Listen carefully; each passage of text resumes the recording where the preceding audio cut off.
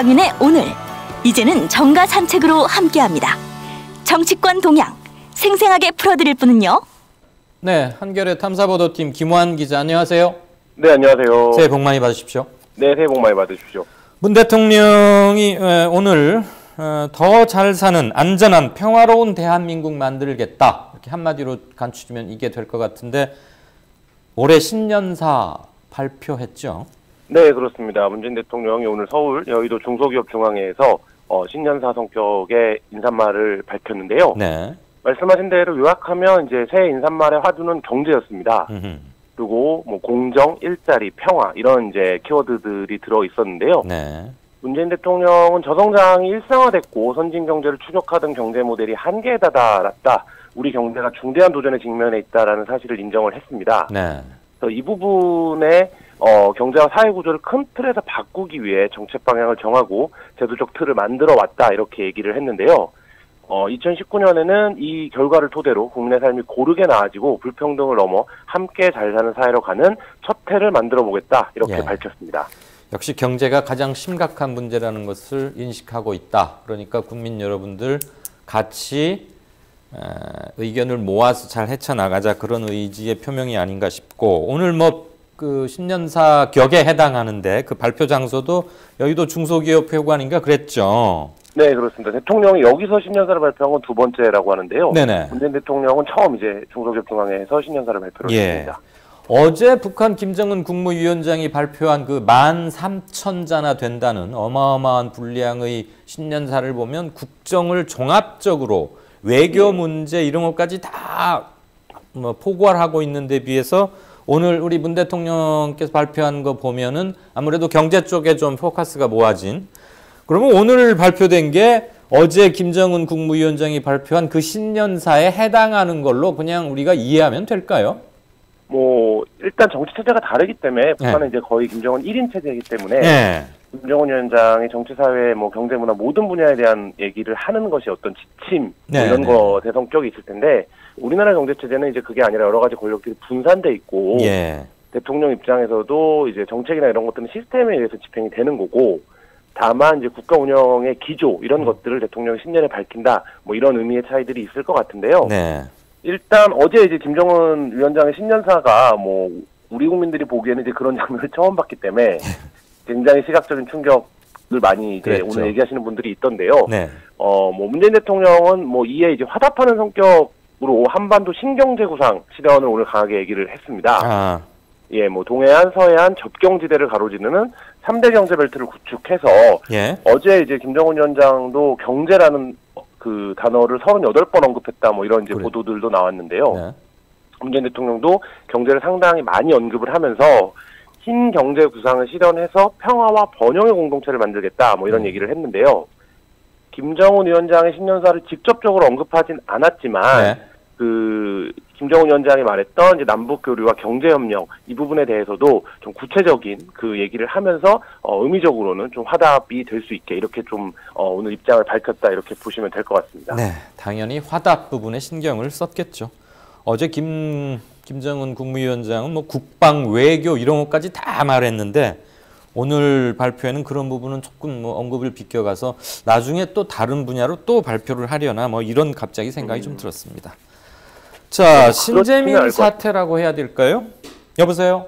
네네, 말씀하시죠. 전화 상태가 조금 고르지 않은 것 같아서 신재민 사태라고까지 불러도 될지 어떨지는 모르겠습니다만 그저 간단히 끝나고 한번 불고 지나갈 바람 같지는 않아 보이는데, 자유한국당이 옳았구나 하면서 국회 상임위 소집을 요구했다고요? 네, 그렇습니다. 앞서 청와대 특별감찰반 의혹 관련해서 국회 운영위 소집을 이끌어낸 적이 있는데요. 이번에는 이제 바른미래당과 손을 잡고 다시 그 대여공세 성격의 상임위 소집을 요구를 했습니다. 한국당 나경원, 이제 바른미래당 김관영 원내대표가 오늘 국회에서 만났는데요. 오늘 국회에서 만난 뒤에 이제 기자들과 만났습니다. 그 자리에서 국회 기획재정위원회 등 상임위를 소집하는데 양당이 공감대를 형성했다라고 밝혔는데요. 문제는 이 부분과 관련해서 아직 나경원 원내대표가 민주당하고 논의를 못 해봤다, 이렇게 얘기를 하고 있다라는 겁니다. 그러니까 지금 국회에서 상임위를 소집을 요구하는 것을 야당끼리 얘기해서 일방적으로 지금 그러니까 그 언론을 통해서 요구를 한 상태고요. 뭐 이 부분에서 기재위를 중심으로 해서 진실을 파악하겠다 뭐 이런 입장을 자유한국당은 밝히고 있는데요. 그 바른미래당 역시 이제 주요 현안에 대해서 수시로 현안을 점검할 수 있는 게 국회의 임무다. 네. 이렇게 얘기를 하면서 국회 상임위 소집에 뜻을 같이 할 계획을 밝혔습니다. 네, 그 말은 뭐 원칙적으로 맞긴 합니다만 민주당의 동의 없이 상임위가 열릴 수 있을까요? 열려도 제대로 굴러갈까요? 근데 결국엔 이 부분은 언론을 통해서 상임위 소집 요구를 먼저 밝힌 것은 이 문제를 어쨌든 국회에서 정치적으로 논쟁을 좀 해보겠다 이런 의도가 더 강하게 있는 것으로 보이고요. 예. 지금 운영위를 소집해서 조국 민정수석을 불렀던 것이 내용적으로는 그 자유한국당의 완패였다 이런 평가들이 뭐 보수 언론에서도 나오고 있는데요. 뭐 그 부분을 의식한 것인지, 그러니까 운영위를 겪으면서 형사처벌이 가능한 청문회와 국정조사의 필요성을 확인했다 이렇게도 얘기를 오늘 했거든요. 네. 이 얘기는 뭐냐면 이제 상임위 소집을 받아주지 않으면 야당 중심으로 해서 청문회와 국조 요구를 하겠다 이런 뜻으로 지금 풀이가 되고 있습니다. 네, 앞으로 지켜봐야겠는데 정치 공세적 성격도 좀 깔려 있어 보이네요. 뭐 다분히 지금은 이제 정치 공세적 성격이 있어 보이고요. 네. 뭐 신재민 사무관과 기재부 입장에 첨예하고 맞서고 있는 상황에서 국회가 이 부분에 대한 논의를 좀 해보자. 뭐 이 부분은 야당으로서 충분히 주장할 수 있는 부분인데, 그렇긴 하죠.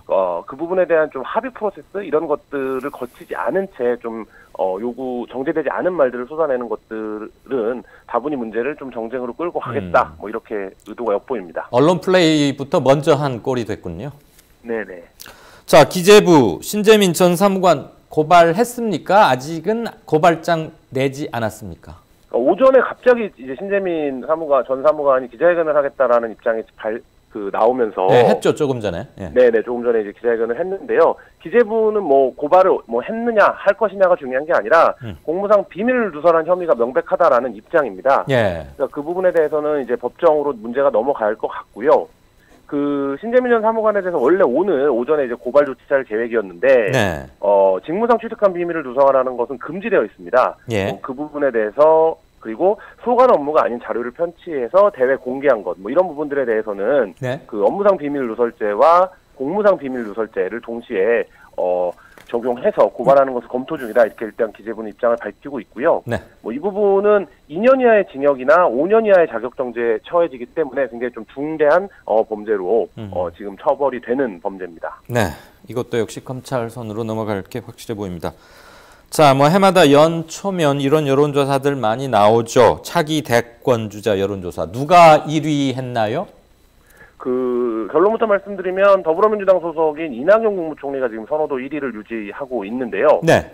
그 황교안 전 총리와는 1% 이내로 굉장히 접전을 벌이고 있는 것으로 조사가 됐습니다. 잠깐만요. 지금 김 기자가 언급해주고 계시는 그 여론조사 조사 대상에 유시민 노무현 재단 이사장도 포함된 조사입니까? 아니면 유시민을 빼고 한 겁니까? 이 조사는 포함이 안 돼 있는 조사인데요. 안 된. 네, 유시민 전 경기도지사는 이제 자신을 포함하지 말아라 이렇게 이제 요청을 하겠다 이렇게 공개적으로 얘기도 했는데요. 그렇죠. 제가 지금 말씀드린 조사는 이제 리얼미터가 조사한 전국 성인 2,011명을 대상으로 한 그건 중앙선관위 홈페이지를 통해서 확인하겠습니다. 네네, 그 부분이고요. 그래서 이제 이낙연 그 총리가 13.9%로 1위를 차지했고요. 2위는 황교안 전 총리가 13.5%를 차지를 했습니다. 굉장히 붙어있는, 뭐 이 정도면 오차범위 내이기 때문에 누가 이기고 있다라고 아직 말하기 좀 힘들 정도로 붙어있고요. 그렇네요. 주목할 부분은 3위를 차지한 이재명 경기지사인데요. 이 지사. 네, 이 포인트가 올라서 9%를 차지해서 지난달 4위에서 3위로 한 계단 상승을 했습니다. 그러니까 이재명 지사가 여러 가지 논란들과 구설수들이 있었는데 이 부분들이 좀 정리하고 상승세를 타는 것이 아닌가 뭐 이렇게 좀 볼 수 있는 여지가 있을 것 같고요. 뭐 나머지 뒤에 계신 분들은 거의 비슷비슷하고 아직 이제 대선이 많이 남았기 때문에 수치적으로는 크게 의미는 없는 뭐 그러니까 차이가 의미가 없는 뭐 이런 부분들로 쭉 이어졌습니다. 네, 그 이재명 지사 같은 경우는 지금 기소당한 상태이기 때문에 이재명 지사를 강력히 지지하는 응집력 높은 단단한 지지층들은 위기의식을 느껴서 더 지지 의사를 명확히 표명하고 활발하게 SNS 같은 데서 활동할 수도 있겠죠. 네, 그렇죠. 그 부분에 또 한 가지 올해 연초 여론조사에서 주목할 부분은 말씀하신 대로 유시민 전 경기지사를 넣느냐 마느냐 이 부분인데요. MBC가 여론조사 기관 코리아 리서치 센터에 의뢰해서 지난달 27일, 28일 양일간 실시한 여론조사에는 유시민 이사장이 들어갔습니다. 그런데 이렇게 하니까 유시민 이사장이 10.5%를 차지했고요. 예. 황교안 전 총리가 10.1%를 차지를 했습니다. 아.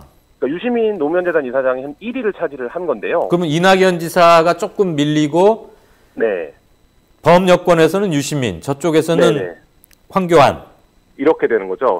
이낙연 총리도 많이 밀린 건 아니고요. 8.9%를 차지를 했으니까 예, 거의 3명이 상대적으로 붙어 있다. 네. 뭐 이렇게 보여지고요. 네. 그 다음에 이제 박원순 서울시장의 7.1%입니다. 그러니까 유시민, 이낙연, 박원순으로 이어지는 야권 벨트가 대략 한 25% 이상을 지금 점하고 있는 것으로, 그리고 뭐 이재명 지사까지 합치면 30%가 넘어서는데요. 역시 네. 네네, 강세를 보이고 있고요. 그 야권에서는 그 지금 뭐 장내에 있진 않지만 황교안 전 총리가 현재까지로서는 제일 지지율에서 경쟁력이 있는 후보다. 뭐 이런 것들이 추세를 좀 보시면 될 것 같습니다. 예. 범야권에서는 황교안 전 총리에 대한 기대가 상당한 모양이에요. 네, 뭐 마땅한 지금 후보가 없는 상태이기 때문에 황교안 총리가 강력한 대안으로 좀 거론이 되고 있고, 뭐 오세훈 전 서울시장이나 홍준표 전 대표도 지금 움직이고는 있는데 아직 좀 대중적인 결집을 이뤄내지는 못하고 있는 모습입니다. 뭐 아직 너무 많이 남았습니다. 그렇죠. 네. 예. 해마다 하는 거고 또 정치적 격변이 한 번씩 이벤트가 크게 펼쳐지면 이런 것들은 크게 한번 출렁일 거니까요. 예. 자, 이분은 참 언급하기조차 좀 민망할 정도던데, 한국 민주주의의 아버지는 내 남편 전두환이다 라고 이순자 씨가 말했다면서요? 네, 뭐 이 부분을 뉴스로 전해드려야 되는지 좀 고민이 되기도 하는데요. 전두환 전 대통령 부인 이순자 씨가 한국 민주주의의 아버지는 우리 남편이라고 생각한다, 이렇게 주장해서 지금 논란이 되고 있습니다. 네. 그 여야 사당은 모두 논평을 내서 망언이라며 강도 높게 비판을 했는데요. 뭐 한 인터넷 보수 매체와 인터뷰에서 이렇게 얘기를 했습니다. 예. 근거는 이런 건데요. 그 전두환 체제에서 처음으로 5년 단임제가 이루어졌다. 예. 그래서 이후에 뭐 재집권할 생각을 하지 않는다. 뭐 이런 얘기를 하면서 그렇다라고 하면 민주주의 아버지가 누구인가? 우리 남편이라고 생각한다. 이렇게 이제 얘기를 한 건데요. 지금 뭐 전두환 전 대통령이 굉장히 복잡한 상황입니다. 네. 5.18 관련돼서 이제 헬기 사격을 기총소 사건으로 광주 재판. 네. 했던 건 사자 명예훼손 혐의가 이제 재판을 앞두고 있고, 연희동 자택도 지금 이제 그 공매가 2월 달부터 진행될 예정인데, 뭐 이런 상황을 앞두고 이순자 씨가 이런 발언을 한 것이 무슨 의미인지, 뭐 정부적으로 어떤 판단을 하고 있는 건지, 뭐 이런 부분들에 대한 얘기들이 좀 오고 가고 있고요. 다만 이제 자유한국당을 제외한 모든 여야 공당들은 언급할 가치가 없는 발언으로 치부하고 있습니다. 이런 말에도 자유한국당은 별말 없이 그냥 꿀먹은 벙어리처럼 가만히 있었다는 얘기죠? 네, 공식 논평을 내지 않았고 오히려 다른 당들 자유한국당 입장을 내라, 이렇게 요청을 하고 있는 그런 상황입니다. 그거 보기 드뭅니다. 네. 전두환 씨가 많이 아프다는 얘기는 들었는데 그 부인 이순자 씨도 좀 같이 아픈 게 아닌가, 뭐 그런 생각도 조금 들긴 합니다. 네, 뭐 실성에 가까운 망언으로 봐야 될 것 같습니다. 예, 뭐 제가 그런 단어를 쓸 수는 없고요. 네네. 잘 들었습니다. 정가선책, 지금까지 한겨레의 김우환 기자였습니다. 고맙습니다. 네, 감사합니다.